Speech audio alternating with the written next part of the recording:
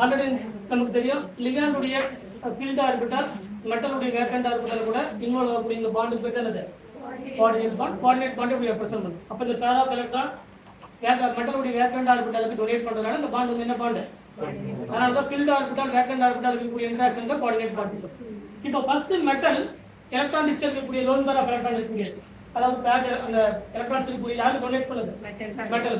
அப்போ metal எலக்ட்ரான்ஸை provide பண்ணதுக்கு அப்புறம் பாசிட்டிவ் ஆயிடுமா, லாஸ் ஆஃப் எலக்ட்ரான் அது வந்து என்னது பாசிட்டிவ். அப்போ மெட்டல் எப்படி இருக்கணும், வேக்கண்ட் ஆர்பிட்டால் இருந்து எலக்ட்ரான்ஸை கெயின் பண்ணதுக்கு அப்புறம் அப்போ இது நெகட்டிவ் ஆயிடும் கரெக்டா.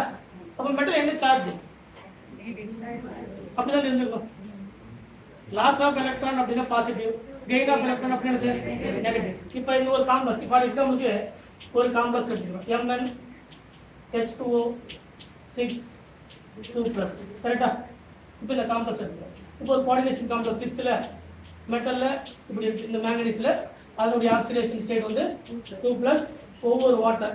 இதெல்லாமே முதல்ல ஆக்சிஜன் கரெக்டாக இருக்கும், அதில் 2 ஹைட்ரஜன் கரெக்டாக இருக்கு. இதுதான் இந்த காம்ப்ளெக்ஸ் கரெக்டா இல்லையா. அப்போ இந்த ஆக்சிஜன்ல பர்சன்ட் இருக்கு லோன் பேர் ஆஃப் எலக்ட்ரான், இல்லைன்னா இந்த வேக்கண்ட் ஆர்பிட்டல் இருக்க எலக்ட்ரான் மெட்டல் கொடுத்துருக்காங்க. அப்போ இந்த ஆக்சிஜன் கொடுத்ததுக்கு அப்புறம் இது +1. அப்போ மெட்டல் எப்படி இருக்கணும், இது -1 -1 -1 -1 -1 கரெக்டா. இது என்ன சார்ஜ், ஃபார்மல் சார்ஜ். ஆமா இல்லையா, ஃபார்மல் சார்ஜ் ரியல் சார்ஜா, ரியல் சார்ஜ் நம்ம என்ன பண்ண முடியாது ஐடென்டிஃபை. இது லாஸ் ஆஃப் எலக்ட்ரான், இதுல இருக்கக்கூடிய எலக்ட்ரான்ஸ் ப்ரொவைட் பண்ணுது, இது பாசிட்டிவ், இது வந்து என்னது நெகட்டிவ். அப்ப மேங்கனீஸ் மேல எத்தனை சார்ஜ் இருந்திருக்கணும், -6.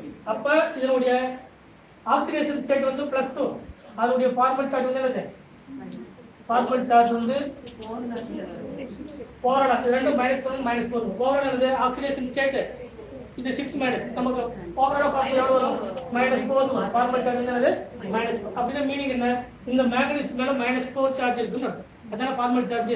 ஆனா மெட்டலுக்கு மேல ஒரு -4 சார்ஜ் இருக்குமா, இருக்காது. மெட்டல் அப்படிங்கிறது highly electro positive net.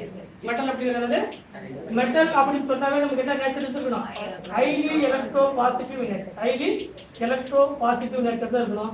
But இங்க கோஆர்டினேஷன் கெமிஸ்ட்ரியில பார்க்கும்போது மெட்டலுக்கு மேல என்ன சார்ஜ் இருக்கு, ஃபார்மல் சார்ஜ் -4 ஃபார்மல் சார்ஜ் இருக்கு. பட் அப்படி இருக்குமா, இருக்காது. அப்ப ஒவ்வொரு மெட்டலும் எதை நோக்கி ட்ரை பண்ணலாம், நீங்க கோஆர்டினேஷன் கெமிஸ்ட்ரி ஃபர்ஸ்ட் ஸ்டேட்மெண்ட் என்ன அப்படின்னு பாத்தீங்கன்னா every element they can achieve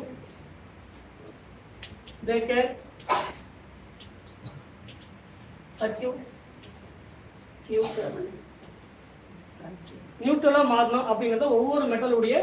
ஏன்னா மெட்டல் அப்படிங்கிறது ஒன்று பாசிட்டிவா இருக்கலாம், அப்படி பாசிட்டிவா இல்லாத நேரத்தில் அட்லீஸ்ட் என்னவா இருக்கணும், மெட்டலுடைய சார்ஜ் வந்து நியூட்ரலா இருக்கணும். அதை எக்ஸ்பிளைன் பண்ணக்கூடிய பிரின்சிபல் இருக்கா, என்ன principle, electro neutrality principle. Electro neutrality principle, இந்த தியரிக்கு பேர் எலக்ட்ரோ நியூட்ரலிட்டி பிரின்சிபல் சொல்லக்கூடிய. இந்த தியரி படி எப்படி ஒரு மெட்டல் வந்து அதனுடைய ஆக்சிடேஷன் ஸ்டேட் ஃபார்மல் சார்ஜ்ல இருந்து, அதாவது ஹைலி நெகட்டிவ் சார்ஜ் இருந்து என்னவோ மாறணும், அட்லீஸ்ட் நியூட்ரலாகவும் மாறணும். அந்த எக்ஸ்பிளைன் பண்ணக்கூடிய தியரிக்கு பேர் என்னது, எலக்ட்ரோ நியூட்ரலிட்டி தியரி. இந்த தியரியில 2 இருக்கு சரிங்களா. ஒரு லிகண்ட் எப்படி இந்த நியூட்ரலிட்டி பிரின்சிபலை உபயோக பண்ணுது, பை லிகண்ட் பை மெட்டல். ஒரு மெட்டல் எப்படி இந்த நியூட்ரலிட்டி பிரின்சிபலை பேஸ் பண்ணி அதனுடைய நியூட்ரலை அச்சீவ் பண்ணுது அப்படிங்கிறது தான் சரிங்களா. இந்த லிகண்ட் 2 கேட்டகரி இருக்கு சரிங்களா. அதுக்கு ஃபர்ஸ்ட் பேரு sigma neutralisation concept, sigma neutralisation.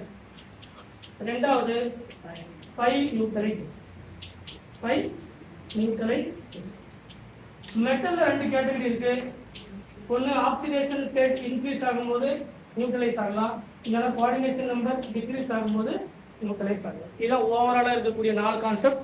எதை நியூட்ரலைஸ் பண்ணுறதுக்கு, ஒரு மெட்டல் நியூட்ரலாக மாறுறதுக்கு என்னென்ன ஸ்டெப்லாம் இருக்குது அப்படிங்கிறதா. ஒன்று சிக்மா நியூட்ரலைசேஷன், இன்னொன்று பை நியூட்ரலைசேஷன். இந்த 2 கான்செப்ட் எக்ஸ்பிளைன் பண்ணக்கூடிய லிகாண்ட்ல இருந்து எப்படி எக்ஸ்பிளைன் பண்ணுது, லிகாண்ட் மூலியமா எப்படி நியூட்ரலைஸ் ஆகுது அப்படிங்கிறது 2 கான்செப்ட் சரிங்களா. அப்போ லிகாண்ட் இது பேர் லிகாண்ட் நியூட்ரலைசேஷன், இது பேர் மெட்டல் நியூட்ரலைசேஷன். அப்போ லிகாண்ட் நியூட்ரலைசேஷன்ல சிக்மா லிகாண்ட் மூலமா எப்படி நியூட்ரலைஸ் ஆகுது, பை லிகாண்ட் மூலமா எப்படி நியூட்ரலைஸ் ஆகுது, மெட்டல்ல ஆக்சிடேஷன் ஸ்டேட் அதிகமாகும் போது எப்படி நியூட்ரலைஸ் ஆகுது, கோஆர்டினேஷன் நம்பர் டிக்ரீஸ் ஆகும்போது எப்படி நியூட்ரலைஸ் ஆகுது அப்படிங்கறது எலக்ட்ரோ நியூட்ரலிட்டி பிரின்சிபல்.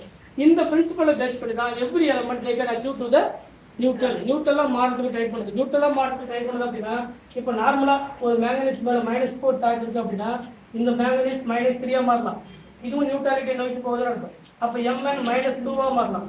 சரிங்களா? எல்லாமே M மெட்டல் ஜெனரலா -1 0 கரெக்டா? இதுக்கு மேல கூட பெட்டர் கரெக்டா? அப்ப ஒரு மேங்கனீஸ்க்கு மேல இருக்கக்கூடிய -4 சார்ஜ் அட்லீஸ்ட் என்னவோ மாறணும், 0 மாறும், பிளஸ்ஸா மாறும். ஏன்னா மெட்டலுக்கு எலக்ட்ரோ பாசிட்டிவ் நேச்சர் தான் இருக்கு. பாசிட்டிவா இல்லைன்னா கூட பரவாயில்ல, அட்லீஸ்ட் என்னவா இருக்கணும், நியூட்ரலாவது இருக்கணும். அப்படி சொல்லக்கூடிய பிரின்சிபல் பேர் என்னது?